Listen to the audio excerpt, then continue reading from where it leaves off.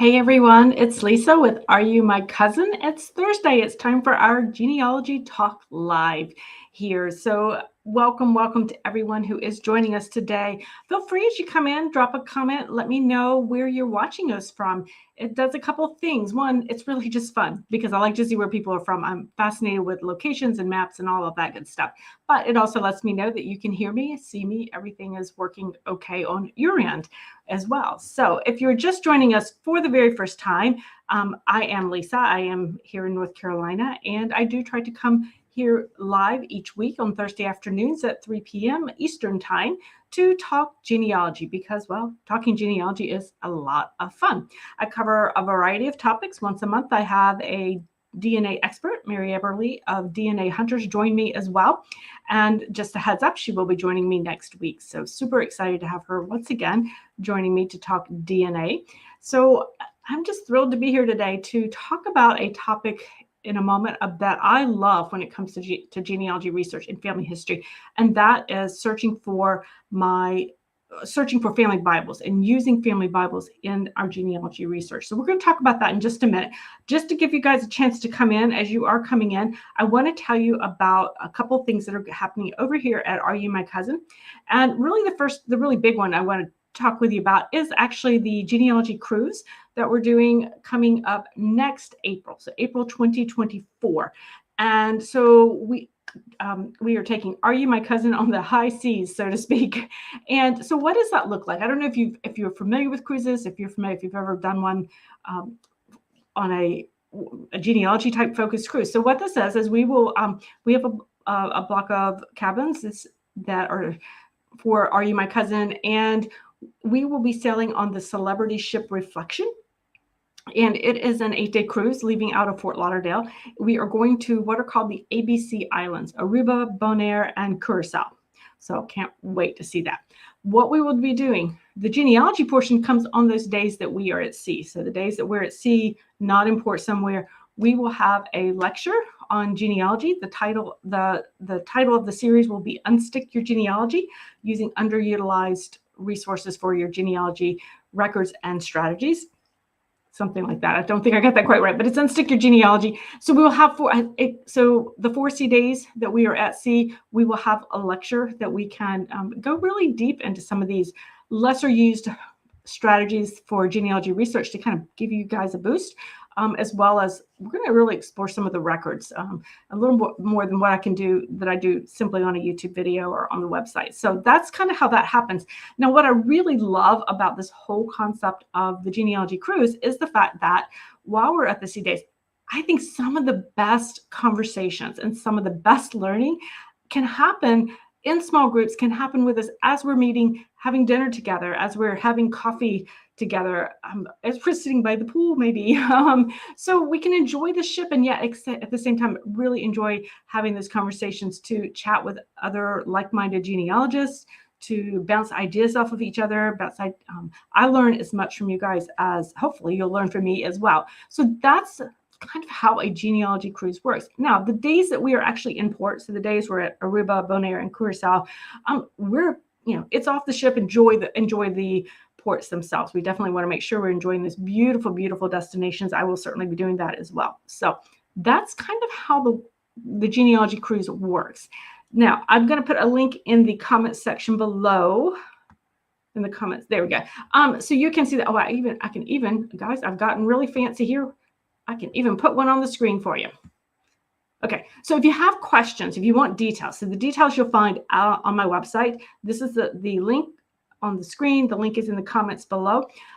One of my long-term watchers and supporters, Pat Zale, is our cruise specialist. She is the one who is doing all the booking. So if you have the logistics part of the cruise itself and booking, her link is over on my site. If you have genealogy questions, I'm the person to reach out to for that. But I wanted to put that out there. So if you guys are interested in cruising, thinking about it, go ahead and do it. I know that coming up toward the middle of this month, that there are some incentives and perks that will actually be going away. So if you're interested in book, talk to Pat and book before somewhere toward the part of June. There are some incentives that you can cash in on as well. So just wanted to let you know that is coming up and that's there. I'd love for you to join us there and sail the high seas. All right, let me see where those comments are coming from. We've got Debbie from Texas. Yay. Hey, Ellen from Roscoe, Illinois. Wonderful. We have San Francisco around. So that's beautiful. Hey, Cece in Ohio. So we've got people from all over. I always think that's so much fun to do. If you missed last week, we had Helen Tovey from the Family Tree magazine from the UK on talking about British and UK research. So if that is an interest of yours, if you are just getting started, if you're struggling, she shared some amazing resources for us. So you might want to go back and listen to that live from last week as well. Helen did some great ideas for that, gave us some great tips for that. I know I was taking notes as fast as I could. So, all right, we are going to talk about the Family Bible this week. So why do I want to talk about the Family Bible? One, I think it's really the Family Bible is really one of those things that we all want as genealogists. That's kind of like the record that we want, right? But yet it's also one of the hardest to find if you don't know if it's in the family or not. So I'm going to show you 3 places to look. Maybe you hadn't necessarily thought of looking before, and I want you to kind of start thinking about, hopefully it'll jumpstart your thinking about other places that you might want to look. So I'm going to show you a little bit about how my mind and my brain works when I'm looking for family Bibles. So anyway, we've got lots of comments coming in. Hey, so listen, we have Tracy from Oklahoma. Hey, Grace from Texas. North Carolina, yay, is in the house. Hey, Pat. Minnesota. I just love it. I love to see where everybody's from. Okay, so let's take a look. Let's talk about that Family Bible for a minute. Now, a lot of times people will tell me when we're kind of beginning genealogy or we're starting, and I'm like, they're like, oh, I wish I could find a Family Bible, but we don't have one. And that's where I kind of stop people. I'm like, okay, maybe you don't have one. Maybe your family line doesn't have one, but what about other places to look? Have you really done an all-out thorough search for that Family Bible? Have you truly uncovered, every stone looking for that Family Bible? Because there are other places besides the family to look. Now, before I jump into this, I'm going to make an assumption here that if you've gotten this far looking for a Family Bible, you've asked your family. Okay, you've asked not just your direct line, but those who are doing, maybe those collateral lines, those more distant cousins. You've asked if a Family Bible exists and who might have it. So if you have not done that, then that is the first place to go. But I don't want to cover all that because I'm going to make that assumption you've done that, and we're going to get into some of the other places. Because it happens a lot of times. We might have one Family Bible if we're lucky on one side of the family, but we have a lot of family lines to research. So one of the places that I find people have sometimes overlooked when it comes to looking for that Family Bible is actually the genealogy databases that are out there. So I'm going to share my screen with you and show you. I'm going to take you actually over to Ancestry.com. Give me just a moment to share that with you. Okay, so we're over here at Ancestry, and this is a very simple search. I actually went to get to this. I'm in the card catalog, and I did a Family Bible. I just used the keyword Family Bible. You could just put Bible actually in there if you want to. And I wanted to see I left my filters open, but let's see what I could find. And what you can see here, right up here, and I'm sorry, my cursor is very small today. We have 63 results. That's not a lot in the scheme of things, right? But you're only looking for one. So if you haven't checked, you haven't been very thorough. We want to make sure we're being very thorough because we may or may not find these things. What I find at the Ancestry catalog is that I might find the Family Bible, but oftentimes I'm finding links to records. So it's linking me out to records. And those can be original ones, or it could just be more in terms of, like, if I go to Old Southern Bible records, I believe this one was more just transcriptions, but that's not a bad place to go. Let's just pick a letter and hop in there and see what we get. We're going to browse that one and I'll show you, because you could search it, but we can hop in there and check out the record here as it comes up in a minute and see what is in what they have there. Okay, it's going to be, super slow. Oh, we're almost there. It's coming, I promise. It's coming, I think. There we go. So this is actually, these are basically transcriptions. But if you didn't even know one existed, one, you've got the transcription, but it tells you that that Bible does exist somewhere. So it gives you an idea of you can get the information, obviously document it as a transcription, not the original source, but sometimes this is all you get. And if you didn't have that to begin with, that's where you want to be, obviously, to do that. So this is a great place to go and look. So you want to do that Ancestry search. If you are having trouble to get to that point, what I did is literally, I just went to search, I went to card catalog, and I typed in Family Bible.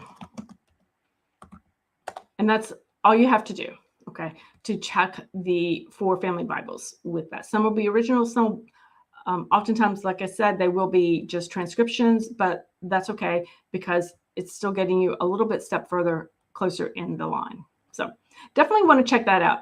63, admittedly not a lot, but if your family's line is one of those 63, you're good. And plus you want to check for additions that, as they add to this. All right. So let me come back to you guys real quick so I can see you guys. And so make sure that you are checking those main databases. You're checking Family Search, you're checking MyHeritage, you're checking Find My Past, you're checking Ancestry. Those are quick searches to do, guys. Just go into the catalogs, their collection catalogs, search on Family Bibles, and see what they have. Filter it down from there. Now, the next one is one I have talked about in the past that I think you might find interesting. And I'm always a little surprised at what I find. And you've heard me talk about it, but it's the state archives. And I overlooked this one quite a bit. So I wanted to share this one to you as well. Let me share one more time. I picked a state archives at random today to find an example. And I actually picked the Tennessee State Archives. And I have no research there currently, but I decided to go ahead and pick them. And let's see, here we go. I wanted to show you what is over there. So I did a search for Family Bibles. I found the Index of Family Bible Records listing over at the Tennessee State Library and Archives. Okay, gives a nice little introduction here to tells us where most of their records are kept. Most of these are going to be between the late 18th and early 20th century. So this kind of gives us an idea of the timing. Definitely want to check there. And then we have the index. So we can search, a surname, we can go by keywords, but I did want to come down and just show you a little bit more about, here we have a Blackburn, and it gives us a link straight to that PDF that we can look at there. And if we click through, it's going to take just a moment for this one to load, guys, but we'll click through that and see if it, so here we have a scan. So they've actually gone in. So what's this? Over time, there has been a project that has been done by the state library there, and they have scanned these original records. So here, this one's really difficult to read, but this is the Blackburn. And so we can get the scans of those original records. Again, this one's difficult to read. Not all of them are, certainly. But what I really love about this is that they have all these wonderful little notes. These are the copies of the Family Bible and the Blackburn Bible, and it tells us who it was owned by at that certain time. And so that's a really nice skill, because then we know, perhaps it's somebody we could reach out to, depending if that could be part of the, if they're still around, we could perhaps reach out to them for more information. So you definitely want to be able to, I just realized, I'm not sure that my apologies, guys. I just realized that it did not show it when it came out there. So my apologies for that. I just realized when I clicked off that tab. But when you click through, it does show you the original, the scans that they have done, and you get to see all the really wonderful, cool little notes that have been made in there as well. So, yep, that's what we have there. And Catherine's, the DAR website has Family Bible collection. Absolutely. There's also an organization with website for collecting family Bibles, recorded on TMCC's YouTube videos as well. So yes, there are definitely those that are out there. And oftentimes you might find them interlinked, cross-linked. So certainly you will find that there as well. So yes, so that's an opportunity for you to be able to find those records there as well. Now, another one, let me get out of that and come back. Thank you there. Again, I apologize. but you can see when you click through those live links, those were the original. They created PDFs out of scans for those records, and quite interesting there. Some of them, when I clicked through earlier this afternoon, also had the information. It had the provenance information on there, so it told where, who provided the Bible, what the occupation was the main person in the Bible. It could tell, and it would tell us a little bit of information about other locations for families that may have been within that Bible as well. So some of those have actually even more information outside of the Bible that was collected by the people who were digitizing these family Bibles. So it's not just always the family Bible itself, that's what we really want, but you want to check and see if there's further information about who donated or who provided the original Bible to be scanned. Now, be sure and check, certainly, because they do update those as well. Now, there's another really cool place that I thought is a really fun place to look, and this takes a little more digging, to be honest, but it's those historical museums and those types of records that you can go and look at. That some of them can be small city museums, they could be county museums, they could be actually larger historical type museums, they could be topical museums as well. But historical societies and museums often do have collections online as well. And I've got one I'm going to show you here. One more time over to my screen. And this is the, hang on, let me make sure it came up there for you. Let me grab that real quick. There we go. Here we go. So where we're at here, this is actually the Virginia Museum of History and Culture. And there were some really interesting pieces here that I wanted to show you, and that's why I use this as an example. But I searched in their collections for family Bibles.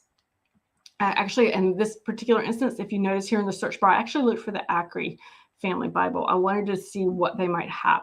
And they came back with two results that they found. And what we see here is we have one here is the Ancestry family Bible. It is a transcription, okay? And it looks like it's in the Magazine of Virginia Genealogy. So this is, a genealogy journal. That's one place to find transcriptions. And then there's another one down here. This is in the manuscripts, and it's Bible records for the Fox family. So if I click on that, give it just a minute, it's going to flip over. There we go. So this is when I click on, I can find a little bit more information about this. And this is one of the things I really want to make sure that we're paying attention when we're looking for these records. Okay. So the record itself isn't online. So I can't actually get to the actual record. Oh, wait a minute. Can I actually? No. No. So I can't get to the actual scan of the record or to see the record, but I get a lot of information. And this is going to tell me, do I want to go after this record or do I not want to go after this record? So, we have the call name, we have the author, we have the title. So this is 1813 to 1865. So if I'm a Fox researcher and maybe I'm researching 1820s, okay, this has definitely got my attention. It's 3 pages or 3 leaves.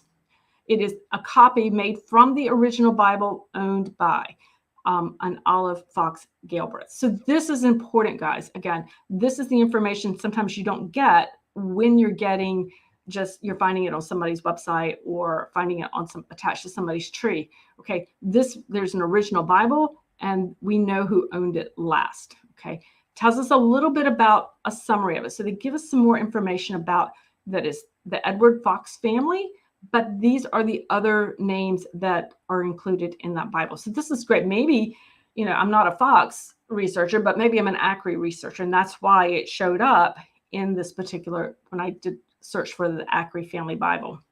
It tells us who gifted it to it, when they got it, and of course the other subjects that are there. So that tells us that we have this family, a family Bible definitely existed, and this gives us a lot of good information, and we want to go and search for it. The reason that it can be important to know who provided that Bible to whether it was actually the physical gift of the Bible to an archives, to that museum or the historical society, or whether it was just a transcription or, to know kind of the provenance who had that is because it's potentially, you have the potential to actually reach out to that person to see what else they have on the family and know a little bit more and maybe do some collaborative research if that person is still interested in that type of information. So it's important to make sure you're checking who had that Bible and how did the library get that Bible? What is kind of the story behind that Bible? And that way you can start to perhaps find other researchers who might have more information on your family. So that was one of the things I wanted to share with you on that. Oh, I want to share that screen one more time. Hang on, I want to go back to the Tennessee one more time because there's something I missed that I just realized I wanted to make sure that you saw here. So let me pull that screen up one more time. Let's see, I think it's this one. Yeah. Did you notice over here on the right-hand side, this blue button? Okay, it says click here to chat with a librarian. So if you click on that, it opens up a screen.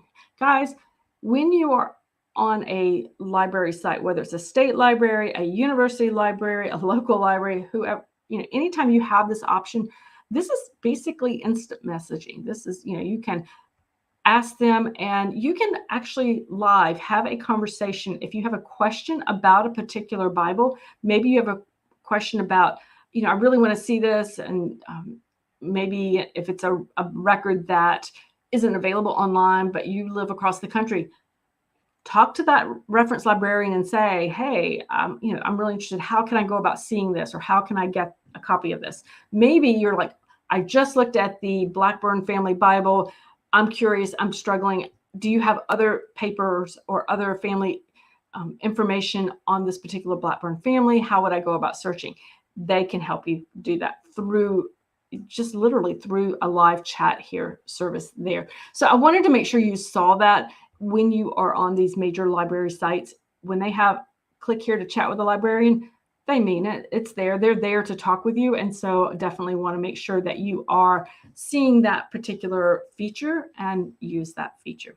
Okay, guys, that's what I have for you today. Now, if you need other places to look for the Family Bible, Catherine shared one definitely with us. The DAR website has Family Bibles on it. I also have a whole website that has, I think I have 10 on there, 10 other places to look. So you can actually, I will pop that link into the comments, but that's the link too. You can just type it in if you prefer. Let me just snag that. Hang on, let me just snag that link real quick. And let me grab that. There we go.